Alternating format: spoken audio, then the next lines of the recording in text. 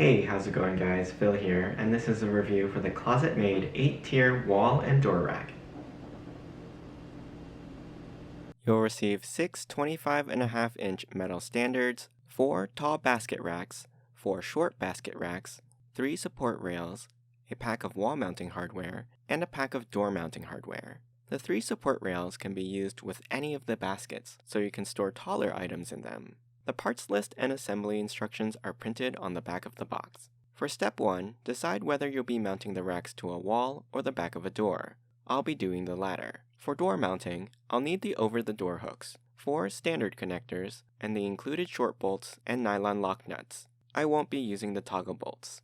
Start with the hooks and the small bolts. Attach each hook to the top of one standard by inserting the small catch into the first rack slot and lining up the screw holes. Then place a small bolt through the screw hole and install the lock nut with the flat side facing in and the plastic nylon side facing out.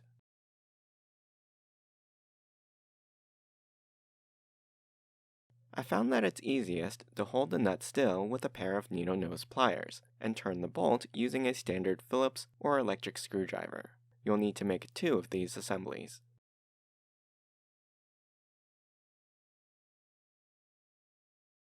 Next, place the hook and standard assembly on top of the door you plan to install the rack on, and check to make sure that it closes without sticking or jamming. If the door can't close fully or get stuck, like mine did, you'll need to sand or plane the top of the door to lower it a bit, so the bracket will fit when the door is closed. Then we'll temporarily install one of the hanging baskets to determine how far apart the rails should be. Insert the top catches of the basket into both standards at the same height by tilting the basket upward slightly, then hooking the bottom catches into the corresponding slots and allowing the basket to settle down.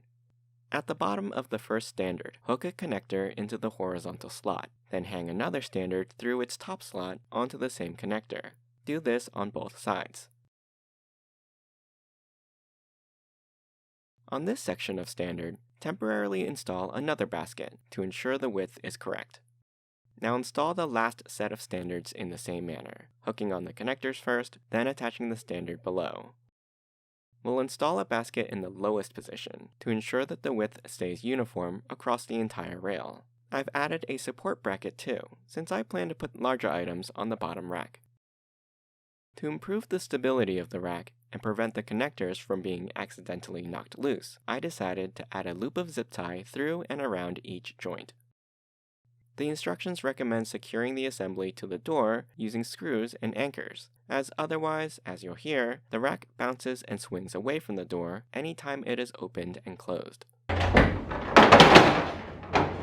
If you have hollow doors, you'll need to buy hollow door anchors separately, as they are not included. However, since I didn't want to drill holes in my door, I decided to use 4 clear plastic adhesive hanging hooks with damage-free stickers to prevent the rack from moving. I attached the hook with a removal tab facing the inside of the rack, just in case I need to remove these in the future, then positioned one hook just above each of the 4 joints between the standards. This should help eliminate most of the swinging and prevent the racks from moving around a lot. Now when we open and close the doors, the racks move very little, even if the door is opened and closed quite forcefully. When deciding the placement of your baskets, be mindful to leave enough clearance between racks, so that you can easily put your items in and take them out. For example, when I installed this small rack with support rod too close to the rack above it, I wasn't able to get tall items in and out of it.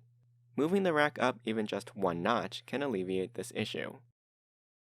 The finished rack has a total width of 18 inches from the sides of the standards and height of 77.5 inches from top to bottom. It's able to accommodate all of our spices and seasonings. The baskets are each 17 inches wide and 5 inches deep in the interior, and the short ones are 1 3/4 inches tall, while the tall ones are 2 3/4 inches tall. We've placed all the tallest and heaviest items on the lower 3 tiers, using the short baskets with support rails. This over-the-door pantry rack system helped us free up a lot of space in our kitchen cabinets and drawers, utilizing previously unused space and making our spices easily accessible for better organization. With our slight modifications, we were able to make this unit stable, secure, and removable without putting any holes in our hollow pantry door. The door still opens and closes smoothly without getting stuck, though we did have to plane the top of it to ensure that it did so. But overall, the installation was simple and straightforward. I hope you enjoyed this review. You can ask me any questions in the comments. I'll put a link to the product in the description below. Don't forget to subscribe to my channel, and join me next time.